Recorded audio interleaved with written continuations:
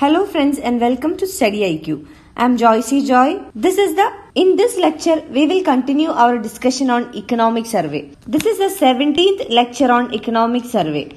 So for the previous lectures on economic survey, you can visit my Facebook page where I have shared all the YouTube links of the previous lectures. So on the 17th lecture, we will be completing the 7th chapter of economic survey, that is gender and son meta preference is development itself an antidote. This is the last lecture on the 7th chapter. The previous 2 lectures on the 7th chapter are also available on my Facebook page. Let us start. Coming to 7.36, son meta preference, sex ratio of the last child and unwanted girls. These are the 3 things discussed here. In the last lecture, we have discussed that fetal abortions or sex selective abortions were the reason for missing women in India. And now coming to son meta preference. What is the son meta preference? It means that parents may choose to keep having children until they get the desired number of sons. So this is called son meta preference. Because of the desire of the parents to have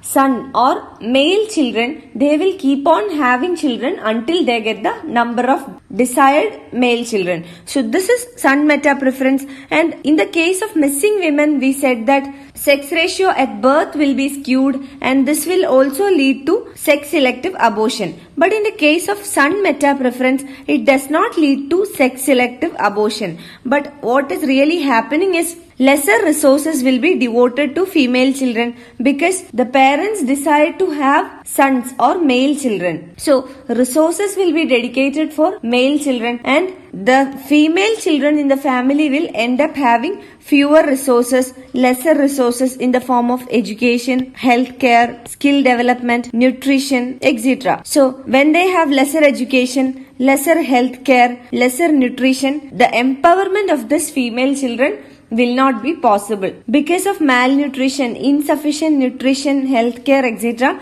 they will be victims of health hazards. Again, without education, skill development, they will not be able to empower themselves. They will not be able to find better jobs. Their standard of living will not increase. So this is the result of son meta preference. Under son meta preference, the sex ratio is not skewed. Why? Because there is no sex selective abortion. So girls are also born. Therefore, there will not be a sex ratio skew. And because of this reason, there should be a different measure to detect the son meta preference existing in the society. One potential measure of determining the son meta preference is sex ratio of the last child. Because under son meta preference, we said that parents will keep on having children until they get the desired number of children. So what happens is that when a boy is born or when a male child is born in the family, the parents will discontinue having children. So by looking at the sex of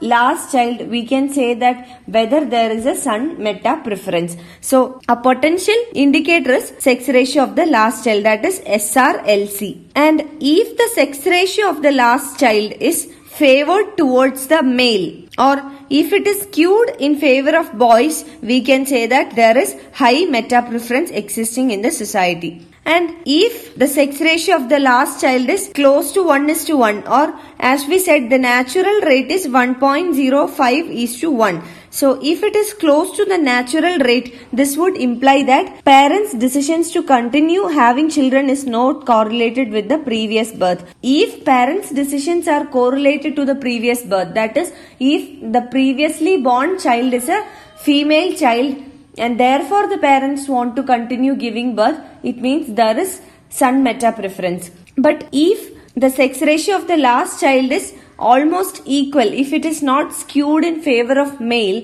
we can say that the parents' decisions to keep having children was not because of son meta preference. In the last lecture, we have discussed about Prenatal Diagnostic Techniques Act. And because of the implementation of this act, we saw a stabilization of sex ratio at birth. It was a solution to sex ratio at birth. We have discussed in the last lecture in detail what is sex ratio at birth. It is the number of female children born for every 1,000 male. An improvement in the sex ratio at birth can happen because of 2 reasons. One is societal preferences, or if the attitude of the society changes, the sex ratio at birth will improve. Second one can be because of state regulations. So we have seen under the Prenatal Diagnostic Techniques Act, the state was trying to regulate the sex selective abortions. So let us see if the stabilization in the sex ratio at birth has happened in India because of state regulation or societal preferences or change in the attitude of the society. So how can we measure this? If the attitude of society has changed, it should be evident in the sex ratio of the last child also. The son meta preference should also have come down, but let us see if the son meta preference has come down or if it is favorable for the male child. In that case, we can say that the sex ratio at birth has been stabilized because of the state regulations, not because of an attitudinal change. Now coming to figure 7. Figure 7 is based on the survey conducted by NFHS, that is National Family Health Survey. In this figure, the sex ratio of the last child is figured against the sex ratio at birth for the Indian states. So there is a dashed vertical line as well as a dashed horizontal line. So this is the dashed vertical line and this is the dashed horizontal line. The dashed vertical line represents ideal benchmark, that is both the dashed horizontal and dashed vertical lines represent ideal benchmark with no son preference. The vertical line represents sex ratio at birth without any preference for male, and the horizontal line here represents ideal sex ratio of the last child. Coming to the figure, we will see Meghalaya is the only state where both sex ratio at birth and also the sex ratio of the last child both are close to benchmarks. Coming to some other states like Kerala. Kerala has done well in sex ratio at birth. Also some other northeastern states like Assam, Manipur, Arunachal Pradesh, etc. But when it comes to the sex ratio of the last child, they have not come close to the benchmark. Again, considering the states like Punjab, Haryana, etc., in both the terms, that is sex ratio at birth and also sex ratio of the last child, in both these indicators, they have performed very poorly.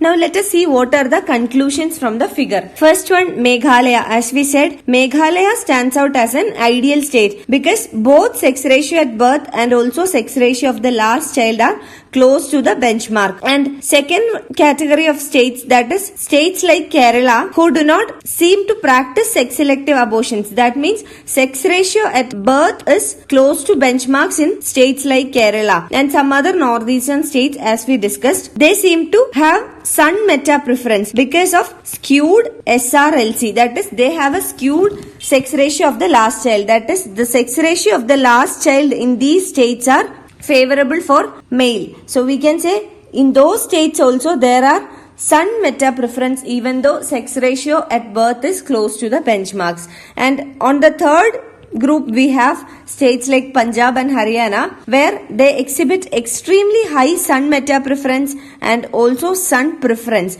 That is why they have very skewed sex ratio at birth and also sex ratio of the last child is skewed in favor of male. So these are the three categories of states. First category where sex ratio at birth and sex ratio of the last child both are close to benchmark. Second category where sex ratio at birth is close to the benchmark but sex ratio of the last child is skewed for male. Third category where sex ratio at birth and also sex ratio of the last child both are skewed in favor of male. One conclusion from the figure is that families where a son is born is likely to stop having children than families where a girl is born, which means there is clear son meta preference existing in the society. So if in a family a son is born, there is more chances that they will stop fertility. But if a daughter is born, they will keep on having children because they want a male child to be born in the family. Now coming to the reasons for this son preference. There are many reasons. First one is patriarchy. What is meant by patriarchy? It is a social system in which the male members hold primary power and predominance in all roles, like it can be in the family, it can be in the society, so it can be in politics with regard to property. So the male member is in hold of power and dominance. So that is patriarchy. That is one reason. Second reason is patrilocality. It means that women have to move to the husband's houses after marriage. So what happens is that when women are married, they move to husband's family. So parents might think that if I invest on my girl child on the basis of education, healthcare, etc., she is not going to bring back anything to our family. She is going to a different family and she is going to benefit that family only. So why should I invest on my daughter? So that is the mentality of the parents. That is patrilocality, moving to husband's family after marriage. And third one, patrilineality. Patrilineality means identity and property moving on or passing to sons rather than daughters. For example, when a girl is married, she will bear the surname of the husband's family. But what about the boy? He will be carrying the surname of his own family. He will be passing it on to his children. So identity as well as the property of the family is passed to the male in the family or male children of the family. Fourth one is the system of dowry existing in our society. So when girls are married off, the parents will have to pay dowry. So this leads to extra cost of having children. So when a girl child is born in the family, the first thought is that, okay, when she is married, we have to provide her with dowry. So that becomes an extra burden for the family. So they will prefer to have male children because the male will be bringing in dowry to the family. Another one is old age support. Because of patrilocality, that is when girls are married, they move to husband's family. Usually sons or the male children stay with own parents. So when the parents are old aged, this male children provide support, old age care to the parents. So because of this factor also, parents will prefer to have male children, and this has led to son Mehta Preference also. If we consider the second group of states, that is states like Kerala and some other northeastern states. In Kerala, people do not have a favor for boys. At sex ratio at birth, even though it's a girl or a boy, it's fine. But they prefer to have at least one boy in the family because of the factors like old age support. Another reason is cultural reasons, like the rituals are performed by the sons. So after the death of the parents, usually the rituals are performed by sons, not daughters. So all these reasons have led to both skewed sex ratio at birth and also son Mehta Preference. And such son Mehta Preference has led to giving rise to unwanted girls. Who are unwanted girls? Girls whose parents wanted a boy but instead had a girl. So those are the unwanted girls. So in order to calculate the number of unwanted girls in India, what has been done? The gap between the benchmark sex ratio and the actual sex ratio among families that do not stop fertility. So that has been taken, and according to that method, there are 21 million unwanted girls in India. Now coming to the conclusion of the chapter. So whatever we have discussed, this is in short. The first conclusion is that India's performance have improved on 14 out of 17 indicators on the 3 dimensions which we have discussed: agency, attitudes and outcomes. Agency, attitudes and outcomes. So this is the first conclusion. Second conclusion, out of this 7 indicators have been improved very well, that we can compare India's situation with that of other countries, or we can say that comparing with emerging economies, India's performance is on par or sometimes even better than the other emerging economies. So this is 7 out of 17, and 10 and 14 out of 17 they have improved. Now coming to the third conclusion, on several dimensions like employment, use of reversible contraception, etc., India has a long way to go, which means they need a lot of improvement, and this we have already discussed in detail.